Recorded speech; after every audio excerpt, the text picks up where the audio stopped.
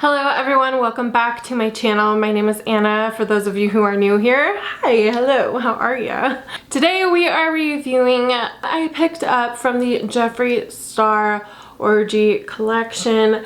Now, if you are under the age of 18, I'm just gonna say this collection is definitely adult themed because of the photos that were used, also the names and so on. So make sure that if you are under the age of 18, just click out of this video. You probably don't need to be watching it.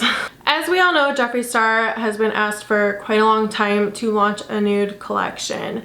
And he's not really known for doing neutrals, but everyone really likes, well, most people really like his formula. And I can agree, I really love the Jeffree Star formula. It's just honestly one of my favorites. And after using Bloodlust for my 3 Looks 1 palette, I fell in love with the shimmer formulas. There was such a big variety. And when I saw this launch, I was very interested in getting the huge nude palette, but I'm trying really hard not to buy a ton of palettes, and also it's very expensive. I do think it would make a really good palette if you are a makeup artist because the shade range is really there. Just different types of tones of nudes what you wouldn't get in just a single neutral palette. I do wish he kind of created one of his regular palettes where it included the shimmers.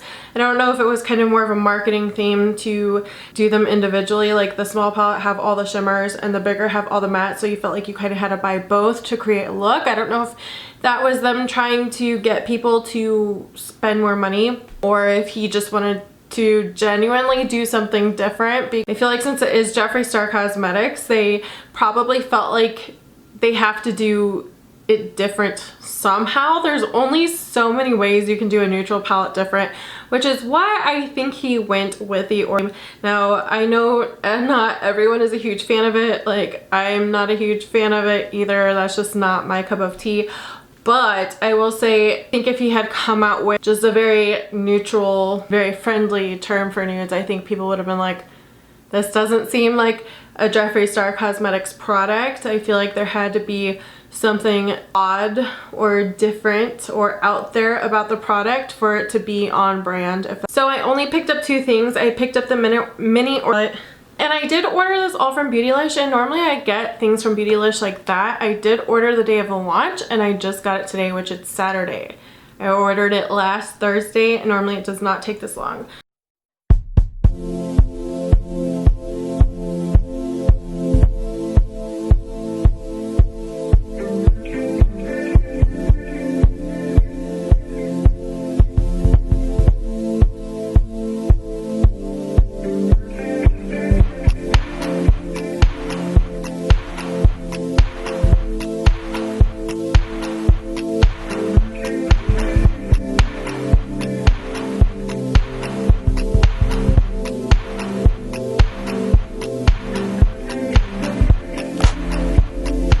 Packaging is pretty cool.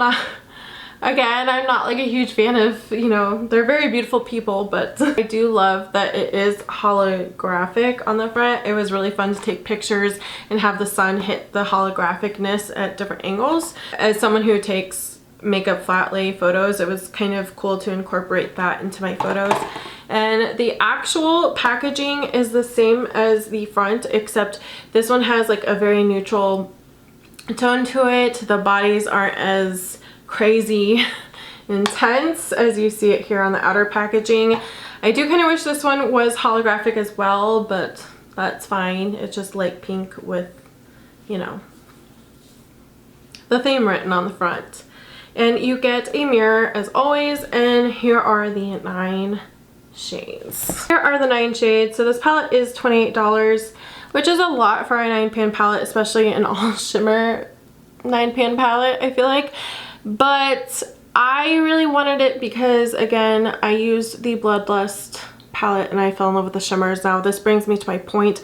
I feel like it's very important that we go over the different types of shimmer in this palette because not everyone loved the Bloodlust shimmer palettes, which I get because some of them are more toppery. So when you go into this palette, I don't want you to think like these are all supposed to be metallic intense shades, because I don't think that's really the purpose of some of these, and that's what I really like. So I really liked that there were those toppery, they're kind of like slippery and more dry type of formulas. Not all of them, a few of them. There's this one called Glass Wet. If you feel it, feels like really slippery and dry and like nothing's coming up. And when you look at it, you're just like, wah, wah, wah. But I swear, this color is like a transforming shade. So even if I swatch it for you, it looks kind of like, nah. But when you get it in the sun and you see the little shifts, it really does look amazing. I have it on my inner corner today. And again, it's just this type of formula to me is if you want to use this shade on your own, it's just going to create a wet glossy look. But if you put it on top of something, it's really going to amp it up and make it really sparkly and just really awesome. I want you to go into the shade thinking like it's just going to make my eye look wet, because that's kind of the formula that was in the Bloodlust palette as well with some of them, and I really loved that formula.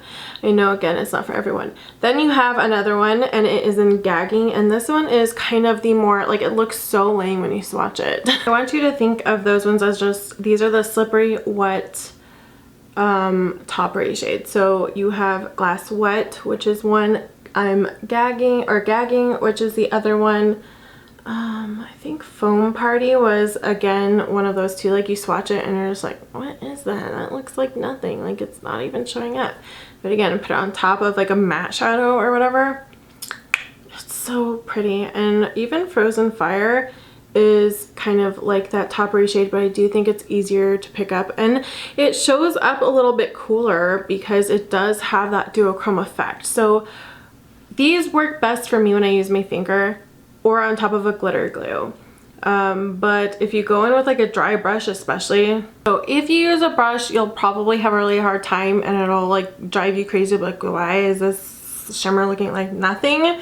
So there are 1, 2, 3, 4 shades like that. So if you're not a fan of those shades, this palette might be disappointing to you just in the fact that it's a different type of formula, but I love that formula. I love also using it as a highlighter. You have your very metallic, buttery, intense shades, and that would be Champagne Pop. So buttery, so intense. Now this is where your pigmented background ones are, Soaking the Sun. I mean, these are like pigmented, intense. Bathhouse, your normal metallics you're probably used to.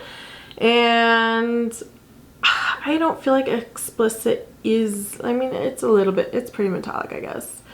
So you have like 4 true metallic intense shades.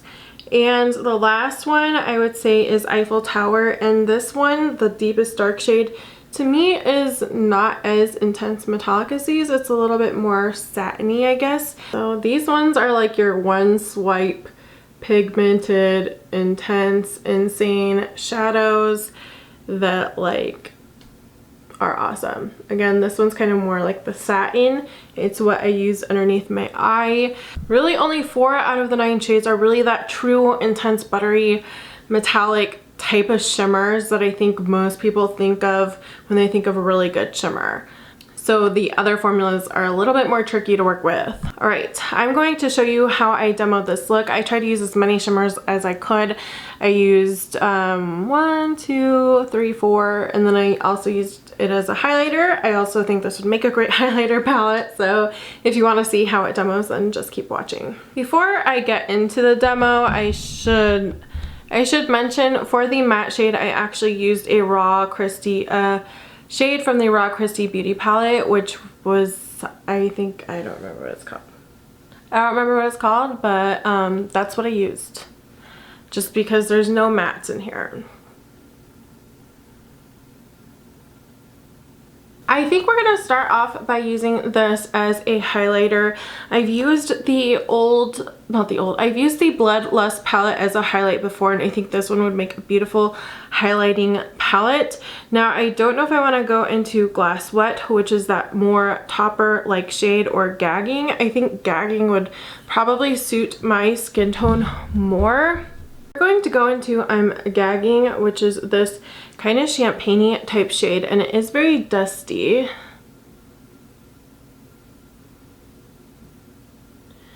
And as you can see, it's not like intense pigment. It's a lot more like these little flecks of tiny glitter, like micro pearls. It's kind of hard to describe if you've never used this formula before. So it is a little bit harder for a brush to pick up this formula. It's honestly best to use your finger, and then if you're going to use it as a highlighter, blend it out. I think they make really pretty highlighters. So now I just have a really pretty golden sheen. Like Champagne Pop maybe would have added a little more background pigment. We can try it. I don't know if you'll be able to, yeah, I think this one's gonna be more metallic. As you can see, that took it from like soft and subtle to super intense. That one actually has your background pigment, so you could like kind of use these to top each other. If you want it more sparkly, add gagging on top. If you want more of that background pigment, use Champagne Pop. I think we're actually going to try and use Eiffel Tower kind of to deepen up the edges of what I have for matte here. As you can see, this one is shimmery, but it's not an intense shimmer like the other ones. This one, it's very pigmented. I'm going to take it under the eye. I really love this color for like a sultry bronzy type of look. It's actually very pigmented. I know I already had some color under there, but honestly I don't think it needed much help. It's a very deepened brown. We're gonna go into the shade called Frozen Fire. It is this pinky shade. Look at my fingernails. I'm sorry, but not sorry at the same time. And we're gonna just pack that on with our fingers.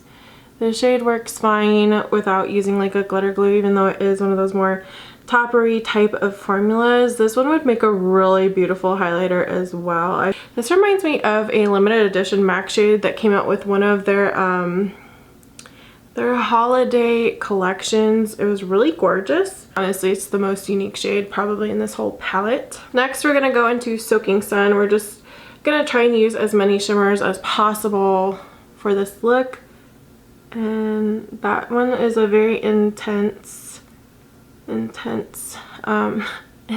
like my favorite word, I guess.